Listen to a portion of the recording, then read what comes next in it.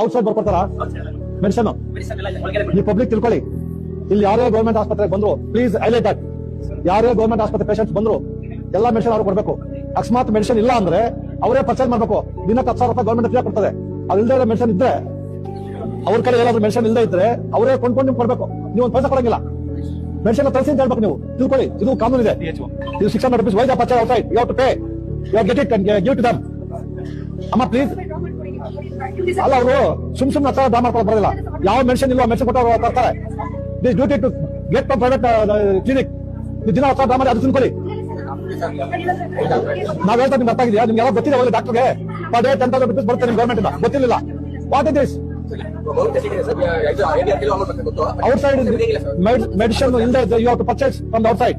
ಅವ್ರು ಪೇಷಂಟ್ ಕೊಡುವ ಪೇಷಂಟ್ ಬರ್ಕೊಳ್ಳಂಗಿಲ್ಲ ನೀವು. ದಯವಿಟ್ಟು ನಾನೆಲ್ಲ ನಿಮ್ಮ ಸಾರ್ವಜನಿಕ ವಿನಂತಿ ಮಾಡ್ತೀನಿ.